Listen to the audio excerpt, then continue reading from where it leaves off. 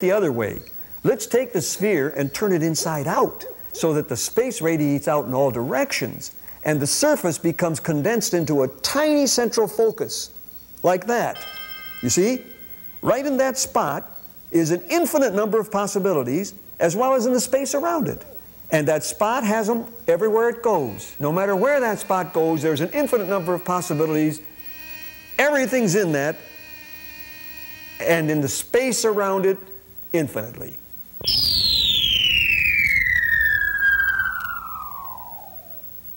So, we have now a realm of infinite possibilities. They're infinite in one respect, too. That's quality, the type of possibilities we have. Infinite in number. Okay, now let's look at awareness. Look here, see what we have here now. We have a blank screen which indicates nothing, no existence at all. Because you've got all the possibilities there in infinity, but one thing's lacking, no perception, you see? So if you become aware of a possibility of any kind, you get slight knowledge of that possibility, and you get what's called the beginning of existence. Now, as you get you get a perception of the possibility of red. You see, at first it's hazy and not very certain knowledge. Then later on it gets more, your awareness becomes more intense so that you get more knowledge. And what's happening? As you see the brighter red, you become more intensely aware of that possibility. Therefore, your knowledge becomes more certain. You see? And that's the definition of certainty of knowledge, is the intensity of your awareness of those possibilities.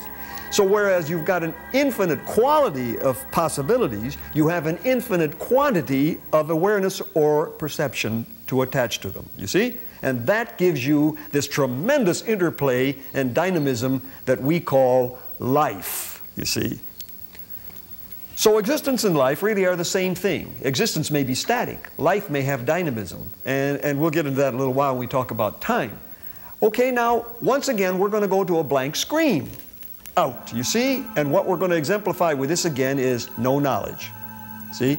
Now again, in this one, instead of red, we're going to show slowly increasing intensity of awareness in which you're going to get knowledge. And this time, it's knowledge of things, not just a color. And this is the way we learn, and we research, and we experiment, and this is the dynamism of growth, you see. That's the way it can be explained, although we don't really understand what's going on, because we don't know what awareness is, where it comes from, and we don't know what possibilities are, and where they came from. You see, these are the two great unknowns. And these are the only two assumptions we need make to help us understand or comprehend or get an inkling of what all this is about. One other thing now. If you have no possibility of, if you have no awareness of any possibility, then you have what we call death in the most absolute sense, you see?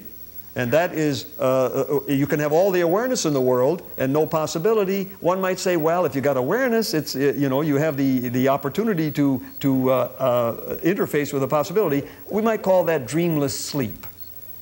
But if you have no awareness and you got all kinds of possibilities, that is death. And if you have no awareness or possibilities, that's death.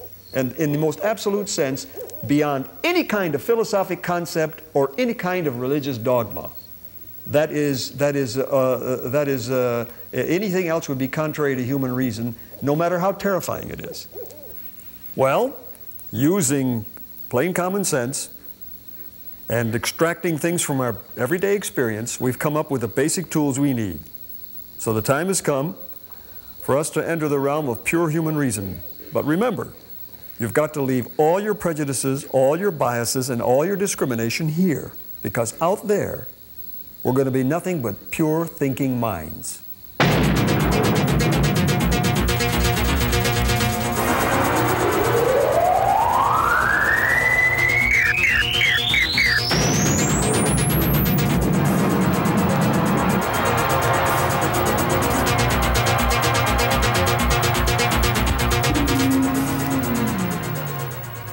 Well, here we are, and you'll notice the first feeling you get in this is a tremendous expanse of space, almost unlimited.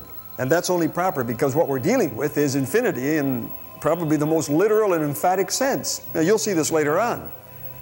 But first, before we proceed, we've got to make our minds up that we're going to get rid of all dogma, all discrimination, all bias, all prejudiced ways of thinking that characterize our down-to-earth everyday world. So before we start, let's do that. Speaking of space, exactly what is it? Now here we have a red cube and a blue cube.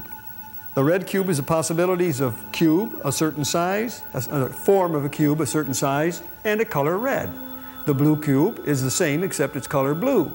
Now, they can never be in the same space, because if they were, they would be a different color, mixture of red and blue. So, by definition, therefore, space is defined as the quality, the type of possibilities perceived. They're the same shape and same size, one red, one blue. Those two different possibilities make different spaces of those cubes.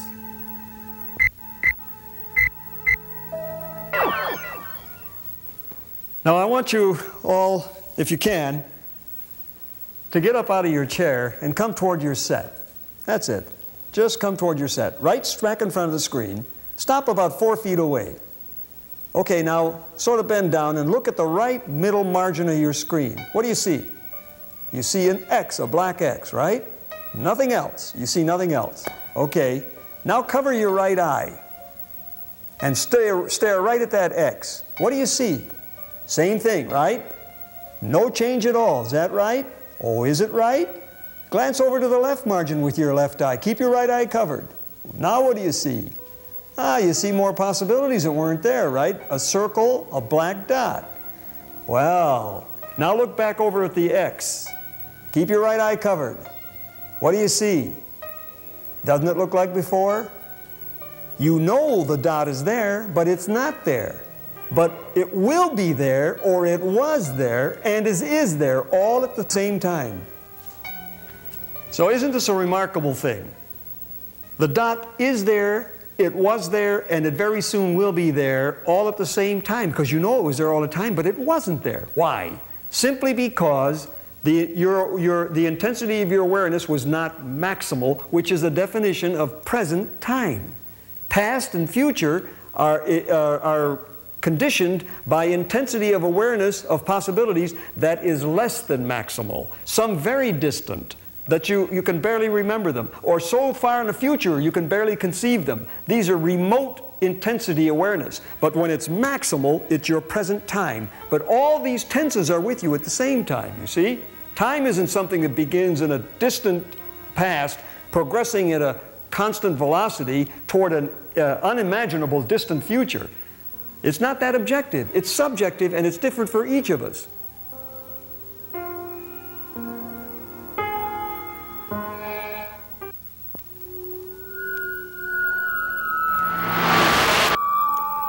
We've been discussing pure reason, and of course we all assume that that resides in the mind. What is the mind exactly? Well, first of all, it's impossible to define right now. Scientists can't agree. We don't even know where it exists. We don't know how it functions, and we really don't know what thought is. We can't even define that well. But let's look at what it could be. For example, look at your screen, and what do you see? You see certain possibilities that don't change, mainly just black lines in certain configurations. Now, some of you will say that's a picture, a drawing of a young, attractive young lady looking back to the right. But if you look closer, some of you will see something else in that same thing. You will see an old hag looking at you to your right.